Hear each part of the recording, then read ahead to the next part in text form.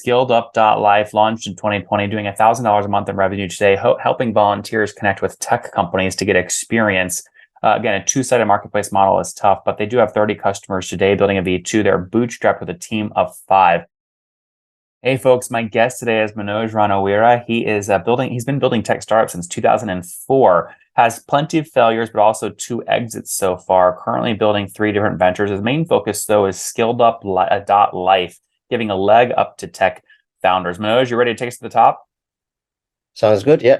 All right. So just to be clear, you're building Techcelerate, Deal Light, and Skilled Up Life. Skilled Up Life is the largest in terms of revenue. No, it's not in terms of the revenue, but in terms of the global opportunity, it's probably the biggest one. Which of the 3 does the most revenue today? So we are small in terms of, so Techcelerate is a community of tech founders. Deal Light is tracking what happened in the UK tech investment market. So probably Techcelerate is probably the biggest, but it's a local opportunity, whereas Skilled Up Life is a global opportunity. So tell us more about Skilled Up Life. Is this a SaaS play, or how do you make money? So we are a two-sided marketplace, and we are only monetizing one side through subscription plans. What we're trying to do is to help the early stage tech founders. As you very well know, probably about 1% of tech companies get investment. Quite a number of the rest of the 99%, quite a large number of them will then die over time. And the main reason for that is, it's hard to build a tech company by yourself. You need to have a team. If you don't have capital to hire people, then you are struggling. So I've seen this happening all over since I started in 2004. I've suffered from the same problem myself. So Manoj, just to be clear, you launched the company in 2004? No, this company was launched in August 2020. 2020. 2020. Yes. And again, you've got a two-sided marketplace, demand supply. There's tech companies, and you're connecting them with free talent, volunteers. Yes. Which side are you monetizing today? Tech companies. And what do they pay on average per month? So they're paid from £30 a month to about £200 plus. But we are at the very early stages, so we are monetizing. We are on tier 1 and tier 2 customers. Mm-hmm. So when you say early stages, how many customers today? So we have roughly about 30 customers. We are still at revenue-wise, we are still very early. We are hovering around £1,000 monthly recurring revenue, so very early in our journey. We like early. There's no problem with that. Walk me through, how many volunteers have you placed at these 30 customers year to all time? So we don't have a figure at the moment, but we have 27,000 volunteers on our platform now. And our what good is it though to have them on your platform if you're not helping deliver and connect them with the companies? And why do you not know that number? So at the moment, we are still running a very, very early stage version of the product. So we are unable to extract that because the workflow in terms of what we are doing with the initial product is to bring the 2 parties together. But in terms of the recruitment part happens outside. So we have no real visibility of the real numbers at the moment. Well, how many, though? Like you just told me, your main objective is to connect the volunteers to tech companies. So how many of the 27,000 volunteers have you connected to a tech company? That's what I'm saying. So we have companies sometimes have about 30 individuals and sometimes have about 5. And the volunteers come in at 3 months batches. So it's very hard because the recruitment side, because it's happening outside. So it's very difficult for us to track right now. So the next version, we want to build our workflow in, then we can actually share the numbers. So I don't want to give you a false number. Just no, it's fine. I mean, but isn't that a major problem? You're telling me the number one thing you care about is connecting these, but then when I say how many have you connected, you don't know. We don't know. Yeah, it sounds stupid, but we can't actually tell you that figure. So that's what I'm saying. So how do you know if it's working?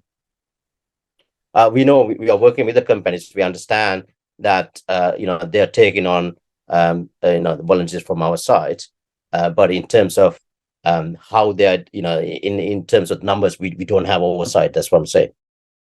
Oh, what's going on there, YouTube? Good to see you guys. Now imagine this. You love watching these interviews with SaaS founders, but imagine if we took all of the valuation data out from over 2,807 interviews I've done manually. Saves you a lot of time. Well, we've done this. We've built it into the beautiful interface inside of FounderPath. Check this out. I'll show you how you can access this in a second, but you log in, you connect your Stripe account, you see your valuation real time, you can see what it changed over the past 88 days, and even set goals for valuation this year. Now, the secret to valuation is there's many different ways to value a SaaS business. So the reason you're going to see 3 or 4 different valuations inside of your FounderPath dashboard, this is all free by the way, is because depending on who's doing the buying of your SaaS company, you're going to get a different valuation. A VC is going to pay a different valuation. Private equity firm is different. If you're going to do a minority sale, that's different. And if you sell the whole business, that's a different valuation. You can see all those when I hover over here. Right, so the teal is what a VC would pay, yellow is what private equity, and red is if you sold the whole thing outright. Now, what's cool about this is not built off random data. Again, you guys hear these interviews on YouTube. All these data are built from real-time valuation data points founders share with us on the show. So traction, 1.2 million, seed round, 3.7 raise, they sold 22% of their business. Go in here and filter by the event. Maybe you only want to see companies that have sold the whole business. Well, here are a bunch that have been acquired, the valuation and the multiple. Maybe you're going out right now and you're raising your seed round. Well, go in here and look at all this recent seed deals that went down, what they raised, what valuation they raised at, and what percent that they sold. There's never been a larger data set of SaaS valuations than what you can get now inside of FounderPath, and we're thrilled to bring it to you. All right, we're going to go back to the YouTube video here in a second, but if you want to check this tool out, if you want to jump in and sign up, you can check it out for free to get your valuation at this link, founderpath.com/products/valuations. Or if you go to founderpath.com and hover over products, click on get your valuation here, and go ahead and sign up to give it a whirl. Again, all that valuation data live right inside the platform. I hope to see you there. All right, let's jump back into the interview. How did you get 27,000 volunteers signed up? You obviously, they're going to say, well, why do you want me to sign up? There's only 30 companies on your platform today. Yes. So what we try to do is we try to build the supply side first, and then we are building the demand side second. So as you know, building a two-sided marketplace is always tricky. You have to focus on one side first. So we have a team dedicated to building the volunteer side, and then we haven't actually, we are starting to build the team for acquiring customers right now. We ourselves have about 5 employees and about 80 volunteers helping ourselves. Well, Manoj, sorry. The question specifically is, how have you signed up 27,000 volunteers? Right? How have you done that? How have you recruited them? How have you cold email, call them, door knocking? How are you convincing them to sign up on the platform when you only have 30 companies on the demand side? Yes. So we have a whole team dedicated to acquire volunteers. So we use a number of different strategies. We use social media. We are continually building our brand. We are running events, and we have partnerships with education providers. So through all these different channels, we acquire volunteers. How do you define a volunteer as being acquired? Is it a very simple email sign up or something else? Sign up. And then we have the next process where obviously they have to come and build their profile, because without building a profile, it is very hard for companies to assess their suitability. So since 2020, you've gotten 27,000 potential volunteers to give you their email, and you consider that a sign up? Yes, they have created an account on our platform, yes. Well, my audience doesn't know what your platform does, so they don't know what create an account means. It means specifically, from what I understand, they've given you their email. No, they have come on the website. They have created a profile. They have signed up as a volunteer, and they are then they will go on to create their profile. What are fields? What are fields they have to upload when you say create a profile? Is it a headshot? No, I mean, there's a headshot, there's a full profile. Am I allowed to show the screen? So is that not? No screen. There's no screen sharing. Okay. So it's been like building the profile on LinkedIn, similar way. You have to build the profile, you have an introduction, you got to build, if you have previous work experience, previous education. So you just, so when a company comes and they have enough information to assess the suitability. Yeah, so I guess the reason I'm asking is if someone came to me and said, Nathan, we want you to sign as a volunteer on our platform because we're going to connect you with tech companies that you could volunteer for. And then you say, upload a headshot, put a bio in, fill out your whole profile. It's going to take 10, 20, 30 minutes of my time. And I'm going to say, Manoj, why should I make time to do this? I don't know what companies are here. You can't tell me how many volunteers you've actually successfully placed. How do you convince a new volunteer who has, restrictions on their time to actually create the profile? So you could see the current opportunities on the website. There you could see the companies on the website. So that's sufficient enough to make they're trying to get experience to improve their career prospects, right? So like I see Simplify, Compy, Blue Kazi, Deal Light listed on the website, right? As tech companies on the platform. Why don't they just reach out directly to these companies on LinkedIn? Why should they go through your tool? What value are you adding? So if you are, first of all, we are a marketplace, right? So what we are doing is we are building a brand, so they know that when you come to Skill Up Life, you can apply for opportunity, and you can, there's a process we have established, so that it's almost like a safe environment. So if you go to somebody else's website, you might not see volunteer opportunities, right? Companies don't have a section called volunteer opportunities. We are just a site where you have volunteer opportunities. So if anyone want to get experience, let's say that you do a course, data analytics course, and you want to get some real experience, that's where we come in. Mm-hmm. So we have both inexperienced individuals as well as experienced. Understood. Okay, very cool. So what's the next step? I mean, how do you scale from $1,000 a month to 30,000 a month? Yes, so we have to improve our product. We got to build a version 2. We have to continue. Wait, why do you need a version 2 when your version 1 doesn't have? I mean, shouldn't you get version 1 up more revenue first? I think it's a couple of tweaks, right? Because the question that I couldn't answer, for the example, the workflow is not there. So we can't actually prove that, this company moved from when they joined to the next stage as a result of our the volunteers coming through us, right? So we don't have that essential data. So that's not holding us from gaining more revenues. What we try to do now is to try to build our sales team first. So how many folks are full-time on the team today? 5. And how many are own equity? Or are you the only co-founder? I'm the only founder. And you bootstrapped? Yeah, definitely. That's awesome. That's great. Okay, so the whole idea behind Skill Up Life is that we want to help bootstrappers, Mm-hmm. people who doesn't have the capital and is really struggling. That's where we are trying to focus on. Yeah, no, I think it's great. Look, I run a tech company. If someone like you came to me and said, Nathan, we want you to list your tech company volunteers on our website, what I would tell you is, they say, Manoj, it takes a lot of my time to onboard a full-time employee. It takes the same amount of time to onboard a volunteer. I don't have time to onboard volunteers who are going to leave in 3 months. So I'm not interested. That would be my reply. Yeah, so we understand that challenge, and we are trying to overcome that.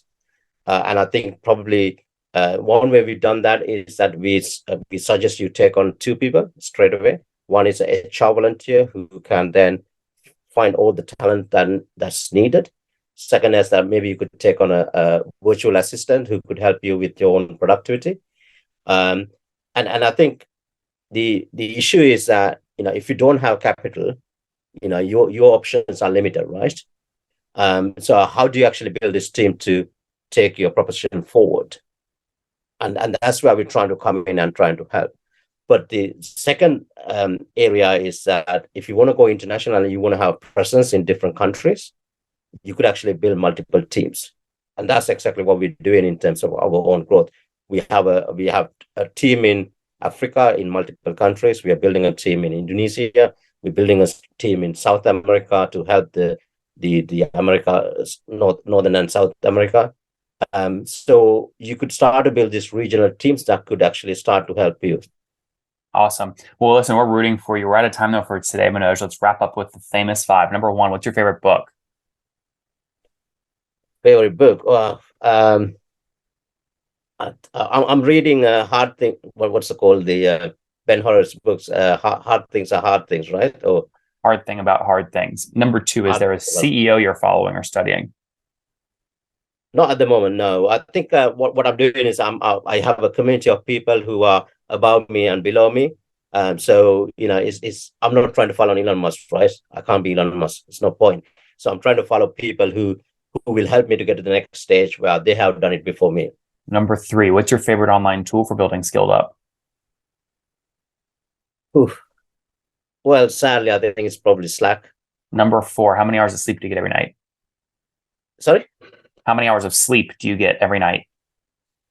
I'm trying to get about 7 hours sleep now. And situation, married, single, kids? Married, 2 kids. Okay, congrats. And how old are you, Manoj? I'm 50. I'll be 55 this year. That's great. And last question, something you wish you knew when you were 20? I was never exposed to business. Perhaps, obviously, my 20s were a long time ago, not like the 20s of now. So perhaps I think I wish I had sales training. Guys, there you have it. SkilledUp.life launched in 2020, doing $1,000 a month in revenue today, helping volunteers connect with tech companies to get experience. Again, a two-sided marketplace model is tough, but they do have 30 customers today, building a V2. They're bootstrapped with a team of 5. Manoj, thanks for taking us to the top. Thank you very much, Nathan. Take care. One more thing before you go. We have a brand new show every Thursday at 1 p.m. Central. It's called Shark Tank for SaaS. We call it Deal or Bust. One founder comes on, 3 hungry buyers, they try and do a deal live, and the founder shares back-end dashboards, their expenses, their revenue, ARPU, CAC, LTV, you name it, they share it. And the buyers try and make a deal live. It is fun to watch every Thursday, 1 p.m. Central. Additionally, remember, these recorded founder interviews go live. We release them here on YouTube every day at 2 p.m. Central. To make sure you don't miss any of that, make sure you click the subscribe button below here on YouTube, the big red button, and then click the little bell notification to make sure you get notifications when we do go live. I wouldn't want you to miss breaking news in the SaaS world, whether it's an acquisition, a big fundraise, a big sale, a big profitability statement, or something else. I don't want you to miss it. Additionally, if you want to take this conversation deeper and further, we have by far the largest private Slack community for B2B SaaS founders. You want to get in there. We've probably talked about your tool if you're running a company or your firm if you're investing. You can go in there and quickly search and see what people are saying. Sign up for that at nathanlatka.com/Slack. In the meantime, I'm hanging out with you here on YouTube. I'll be in the comments for the next 30 minutes. Feel free to let me know what you thought about this episode. And if you enjoyed it, click the thumbs up. We get a lot of haters that are mad at how aggressive I am on these shows, but I do it so that we can all learn. We have to counter those people. We got to push them away. Click the thumbs up below to counter them and know that I appreciate your guys' support. All right, I'll be in the comments. See ya.